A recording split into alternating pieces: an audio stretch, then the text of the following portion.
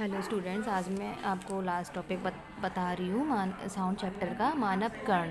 तो मानव कर्ण एक ऐसा संवेदी अंग होता है जिससे हम ध्वनि सुन सकते हैं। इसके 3 भाग होते हैं, बाहरी कर्ण, मध्य कर्ण और आंतरिक कर्ण। तो जो बाहरी कर्ण होता है उसको हम कर्ण पल्लव कहते हैं। ठीक है, इसका काम होता है चारों ओर से ध्वनि को एकत्रित करना। ठीक है, डायग्राम में देखते जाइए आप, और आपके पास जो डायग्राम होगा वो आप बुक से बना लीजिए और उसको समझते जाइए।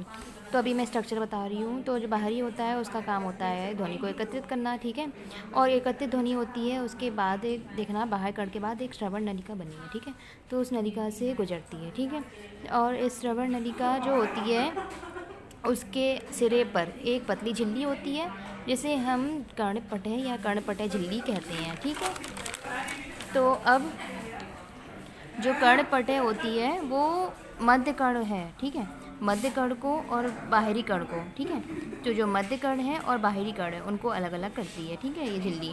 तो जो कर्णपट जो थी ना झिल्ली, कर्णपट के अंदर की जो सतह है वो, उसमें कर्णपट के जो अंदर की सतह है, ठीक है, वो उसकी 3 अस्थियाँ होती हैं अंदर की ओर, मतलब 3 अस्थियाँ होती हैं। ठीक है, तो मध्य कर्ण से एक नली और, ठीक है, अब मैंने ये बता दिया। अब आएगा मध्य कर्ण। तो मध्य कर्ण बना हुआ है बीच वाला पार्ट, ठीक है, वो उसमें एक नलिका, एक पतली सी नलिका जोड़ी होती है जो कि कंठ की ओर, गले की ओर, कंठ की ओर जाती है। ठीक है, जिसे हम यूस्ट्रिकियन नलिका कहते हैं। ठीक है, तो यह नलिका बाह्य कर्ण तथा आंतरिक कर्ण में क्या करती है? यह नलिका जो होती है नली, वो बाहरी वाला कान और आंतरिक वाला कान, उसमें वायु का दबाव डालती है। वायु का दबाव को संतुलन वायु का दबाव जो होता रहता है ना, उसमें वायु पड़ती है तो उसको संतुलित करती है। ठीक है, तो मध्य कर्ण, अब आया मध्य कर्ण। तो मध्य कर्ण में होती हैं 3 हड्डियाँ।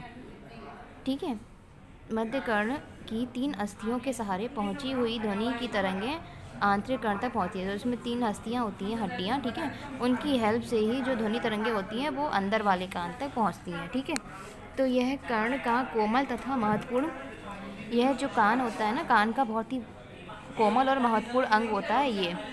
ठीक है, आंतरिक कर्ण।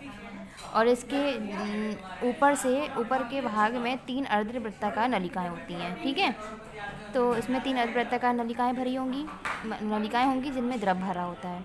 ये नलिकाएं शरीर का संतुलन बनाए रखती हैं। ठीक है, और आंतरिक कर्ण जो है आपका, आंतरिक कर्ण जो था, ठीक है, लास्ट वाला, उसका निचला भाग होगा ना, उसे कर्णवृत्त कहते हैं। इसकी संरचना शंख के जैसी होती है और यह दाब परिवर्तनों को विद्युत संकेतों में बदल देती है। ठीक है, अब मैं बता रही हूँ उसकी मेन स्ट्रक्चर हो गया, वो आप डायग्राम में देख के इजीली समझ सकते हैं। अब देखो इसकी कार्यविधि क्या होती है। इसकी कार्यविधि क्या होगी, मतलब हम एक अति संवेदन युक्ति कान कर्ण की, मतलब कान देखो क्या होता है, बहुत ही संवेदनशील होता है, इसकी हेल्प से हम सुन पाते हैं। ठीक है, तो यह क्या करता है, कान श्रवणीय आवृत्तियाँ जो होती हैं, जितनी भी आवृत्तियाँ, ठीक है, ध्वनि की आवृत्तियाँ, उनके द्वारा वायु में होने वाले जो दाब परिवर्तन है उनको विद्युत संकेतों में बदल देता है ना। तो जो विद्युत संकेत है वो श्रवण तंत्रिका से होते हुए मस्तिष्क तक पहुँचते हैं। ठीक है, और बाहरी कान जो होता है, जिसको हम कर्णपल्लव कहते हैं, ये इसका काम होता है कि ये चारों तरफ से ध्वनि को एकत्रित करता है और एकत्रित ध्वनि श्रवण नलिका से गुजर जाती है।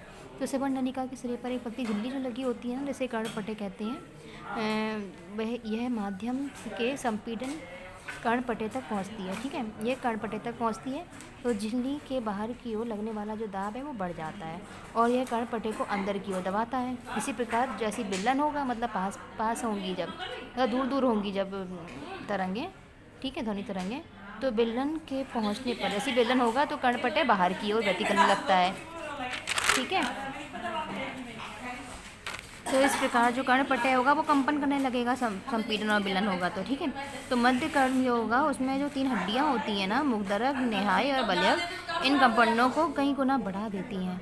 तो मध्य कर्ण ध्वनि तरंगों से मिलने वाला, जो मध्य कर्ण होगा वो ध्वनि तरंगों से मिलने वाला दाब परिवर्तन होगा ना, उनको आंतरिक कर्ण तक पहुंचा देता है। ठीक है, मध्य कर्ण से आंतरिक कर्ण में पहुंच गया ये दाब परिवर्तन।